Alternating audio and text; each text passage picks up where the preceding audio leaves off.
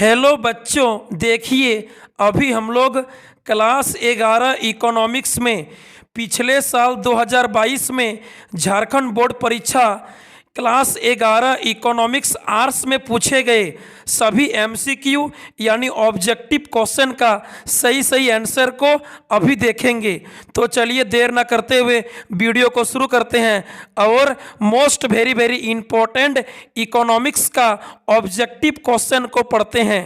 देखिए सवाल नंबर 1 से क्वेश्चन नंबर 1, सांख्यिकी का पिता के रूप में कौन जाने जाते हैं? सांख्यिकी यानी स्टैटिक्स का पिता के रूप में कौन जाने जाते हैं? गॉटफ्रायड अकेनवाल। गॉटफ्रायड अकेनवाल। एक का सही उत्तर ऑप्शन 4 होगा, 1 का 4, गॉटफ्रायड अकेनवाल। आगे देखिए सवाल नंबर 2, सांख्यिकी यानी स्टैटिक्स का संबंध है आंकड़ों से। ठीक है, ऑप्शन 4 होगा, 2 का ऑप्शन 4, सांख्यिकी यानी स्टैटिक्स का संबंध है, रिलेशन है आंकड़ों से। 2 का सही उत्तर ऑप्शन 4 होगा, 4। आगे देखिए सवाल नंबर 3। सवाल नंबर 3 को पढ़िए और समझिए। वेल्थ ऑफ नेशन पुस्तक के लेखक कौन थे? वेल्थ ऑफ नेशन पुस्तक के लेखक कौन थे? Adam Smith. ठीक है, एडम स्मिथ ने सन 1776 ईस्वी में अर्थशास्त्र का पुस्तक वेल्थ ऑफ नेशन को लिखा था, एडम स्मिथ ने। 3 का सही उत्तर ऑप्शन 1 होगा, 1, 3 का 1। आगे देखिए सवाल नंबर 4, क्वेश्चन नंबर 4 को पढ़िए। जो सम्मक यानी आंकड़े अनुसंधानकर्ता द्वारा स्वयं एकत्र किए जाते हैं कहलाते हैं प्राथमिक आंकड़े।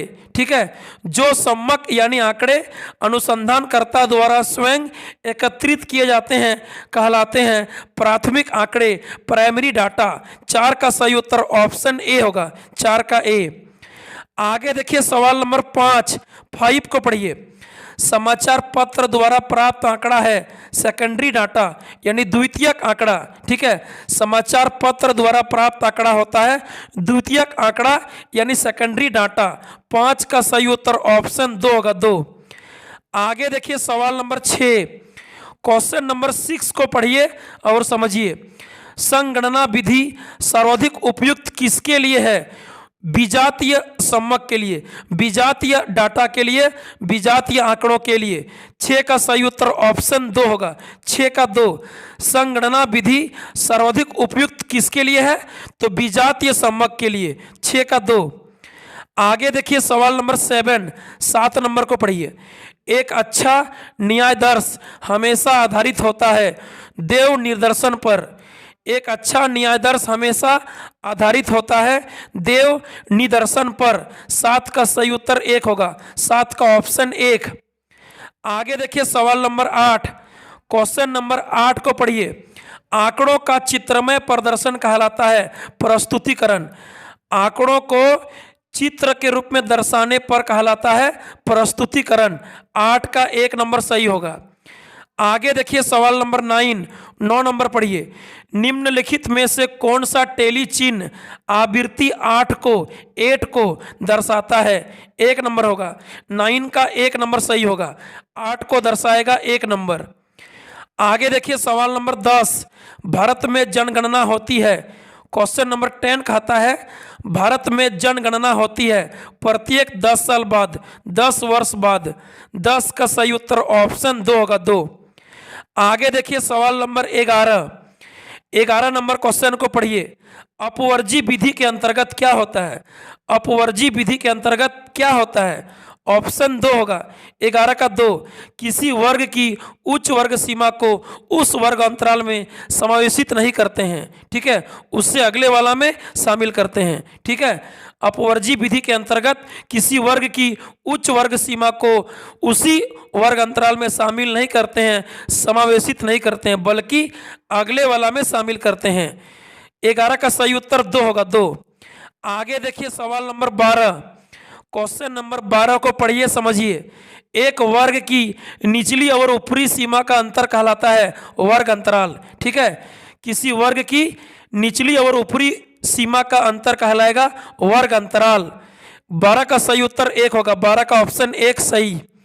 आगे देखिए 13 13 नंबर क्वेश्चन पढ़िए। वर्गीकरण का मुख्य उद्देश्य है आंकड़ों का क्रमबद्ध व्यवस्थितीकरण। ठीक है, वर्गीकरण का मुख्य उद्देश्य क्या है? आंकड़ों का क्रमबद्ध व्यवस्थितीकरण। 13 का सही उत्तर ऑप्शन 4 होगा, 13 का 4। आगे देखिए 14 नंबर क्वेश्चन पढ़िए। किसी सारणी के मुख्य अंग हैं शीर्षक, शीर्ष टिप्पणी, सारणी संख्या, इनमें सभी। ठीक है, 14 का सही उत्तर इनमें सभी होगा। किसी सारणी के मुख्य अंग होते हैं शीर्षक, सारणी संख्या, शीर्ष टिप्पणी, इनमें सभी। 14 का 4 नंबर।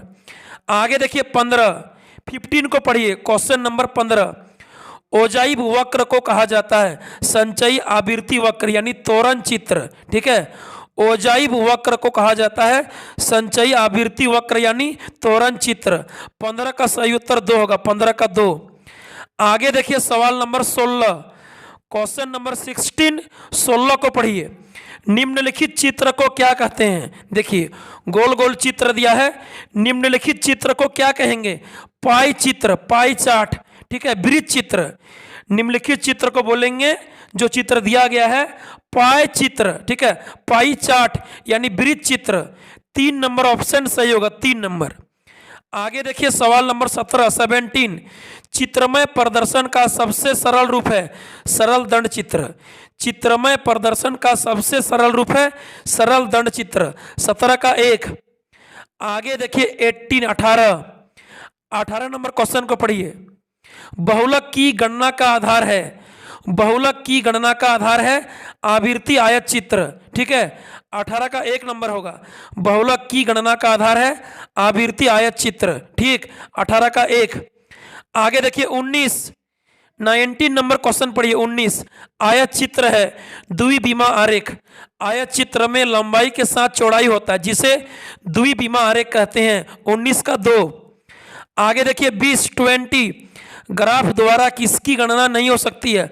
अंकगणित या माध्य का। ठीक है, ग्राफ द्वारा किसका कैलकुलेशन नहीं हो सकता है? अंकगणित या माध्य का, समांतर माध्य का। 20 का 1 नंबर होगा, 20 का 1। आगे देखिए 21 नंबर 21 को पढ़िए। ब्रिटिश काल में भारतीय अर्थव्यवस्था थी उपनिवेशी अर्थव्यवस्था, अर्ध सामंती अर्थव्यवस्था, विच्छेदित अर्थव्यवस्था, इनमें सभी। ठीक है, ब्रिटिश काल में भारतीय अर्थव्यवस्था थी इनमें सभी। 21 का सही उत्तर ऑप्शन 4 होगा, 4। आगे देखिए 22 स्वतंत्रता के बाद पश्चात भारत में किस आर्थिक प्रणाली को अपनाया गया? आजादी के बाद, स्वतंत्रता के बाद पश्चात भारत में मिश्रित अर्थव्यवस्था को अपनाया गया, मिश्रित अर्थव्यवस्था। 22 का 3। आगे देखिए 23 को पढ़िए। भारत में प्रथम आधिकारिक जनगणना कब हुई थी? 1951 में। ठीक है, 1951 में स्वतंत्र भारत का प्रथम जनगणना हुआ था 1951 में। 23 का सही उत्तर 4 होगा, 23 का 4। आगे देखिए 24 ब्रिटिश भारत में कपड़ा उद्योग केंद्रित था अहमदाबाद में। ठीक है, ब्रिटिश काल में भारत में कपड़ा उद्योग केंद्रित था अहमदाबाद में, अहमदाबाद में। 24 का 1 नंबर होगा, 24 का 1। आगे देखिए 25 को पढ़िए। निम्न में नगदी फसल कौन है? इनमें से नगद फसल कौन है? कपास यानी कॉटन। ठीक है, कपास। 25 का 3। आगे देखिए 26 को पढ़िए। महालनोबिस का औद्योगिक विकास मॉडल किस योजना में अपनाया गया? सेकंड यानी द्वितीय। ठीक है, महालनोबिस का औद्योगिक विकास मॉडल द्वितीय सेकंड पंचवर्ष योजना में अपनाया गया। 26 का 2 होगा, सेकंड। 26 का 2। आगे देखिए 27 राष्ट्रीय योजना आयोग की नियुक्ति की गई 1950 में। ठीक है, राष्ट्रीय योजना आयोग की नियुक्ति की गई 1950 में। 27 का 3 नंबर होगा, 15 मार्च 1950 में। 27 का 3। आगे देखिए 28 को पढ़िए। वर्तमान में नीति आयोग के अध्यक्ष कौन है? श्री नरेंद्र मोदी। ठीक है, 1 जनवरी 2015 को श्री नरेंद्र मोदी के द्वारा, प्रधानमंत्री के द्वारा नीति आयोग का गठन किया गया है। वर्तमान में नीति आयोग का अध्यक्ष है प्रधानमंत्री श्री नरेंद्र मोदी। 28 का 1 नंबर होगा, 28 का 1। आगे देखिए 29 देश की लगभग कितनी आबादी कृषि क्षेत्र से आजीविका प्राप्त करती है? 2/3, लगभग 70%। भारत देश का लगभग 70%, 2/3, 2/3 भाग आबादी कृषि क्षेत्र से आजीविका प्राप्त करती है। 29 का 2। आगे देखिए सवाल नंबर 30, हरित क्रांति की शुरुआत हुई। हरित क्रांति की शुरुआत हुई 1966-67 में, 1966-67 में। 30 का 3 नंबर, 30 का 3। आगे देखिए 31 को पढ़िए। हरित क्रांति में शामिल है, हरित क्रांति में कौन शामिल है? उन्नत बीज यानी हाइब्रिड बीज, कृषि यंत्रीकरण मतलब नए नए तरीकों से खेती करना, रासायनिक उर्वरक मतलब बाजार का केमिकल युक्त खाद यूरिया डीएपी का प्रयोग करना, इनमें सभी। 31 का 4 होगा, 4। आगे देखिए 32 नंबर क्वेश्चन पढ़िए। हरित क्रांति के फलस्वरूप किस फसल की औसत उपज भारत में प्रति हेक्टेयर सर्वाधिक है? गेहूं, ठीक है, गेहूं होगा, गेहूं, ऑप्शन नंबर 2। आगे देखिए 33 को पढ़िए। वर्ल्ड बैंक को क्या कहते हैं? IBRD, ठीक है, वर्ल्ड बैंक को IBRD भी कहते हैं, IBRD यानी international bank for reconstruction and development. आगे देखिए विश्व बैंक को किस अन्य नाम से भी जाना जाता है? IBRD के नाम से, ऑप्शन नंबर 4। आगे देखिए 34 को पढ़िए। टिस्को का पूरा नाम है, टिस्को का पूर्ण रूप है Tata iron and steel company, जो झारखंड का जमशेदपुर में स्थित है, जिसका स्थापना 1907 में किया गया था, ठीक है। टिस्को यानी Tata iron and steel company, Jharkhand का जमशेदपुर में 1907 में स्थापना किया गया था। 1 नंबर सही होगा, 1 नंबर। आगे देखिए 35 को पढ़िए। नई औद्योगिक नीति कब घोषित की गई? 24 जुलाई 1991 को नई आर्थिक नीति या औद्योगिक नीति घोषित किया गया 24 जुलाई 1991 को, ऑप्शन नंबर 4। आगे देखिए 36 नई आर्थिक नीति में किसे शामिल किया गया? नई आर्थिक नीति में शामिल किया गया 3 चीज को, यानी LPG नीति को, ठीक है। नई आर्थिक नीति को 1991 का LPG नीति भी कहते हैं, यानी L से लाइबरलाइजेशन उदारीकरण, P से प्राइवेटाइजेशन निजीकरण, और G से ग्लोबलाइजेशन यानी वैश्वीकरण, ठीक है। इनमें सभी होगा। नई आर्थिक नीति को 1991 का LPG नीति भी कहते हैं, इनमें सभी होगा, इनमें सभी। 36 का 4। आगे देखिए 37 को पढ़िए। वर्तमान में भारत में कितने ऐसे उद्योग हैं जो सार्वजनिक क्षेत्र के लिए आरक्षित हैं? 2 ठो, ठीक है, 2 ठो। क्या क्या? परमाणु ऊर्जा और रेलवे परिचालन, ठीक है। भारत देश में वर्तमान में 2 ऐसे उद्योग हैं जो सार्वजनिक क्षेत्र के लिए आरक्षित हैं, परमाणु ऊर्जा और रेलवे परिचालन, 2 ठो, ठीक है, 2 होगा, 2। 1 नंबर सही होगा, 2।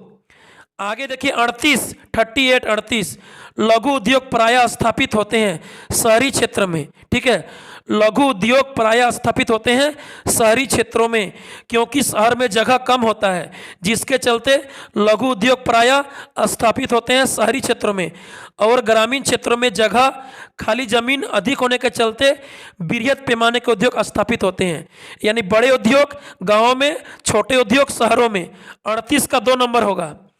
आगे देखिए 39 भारतीय लघु उद्योग विकास बैंक की स्थापना की गई 2 अप्रैल 1990 को। भारतीय लघु उद्योग विकास बैंक की स्थापना की गई 2 अप्रैल 1990 को। 39 का 1 नंबर सही होगा, 1 नंबर। आगे देखिए अंतिम क्वेश्चन 40, अंतिम प्रश्न 40 को पढ़िए।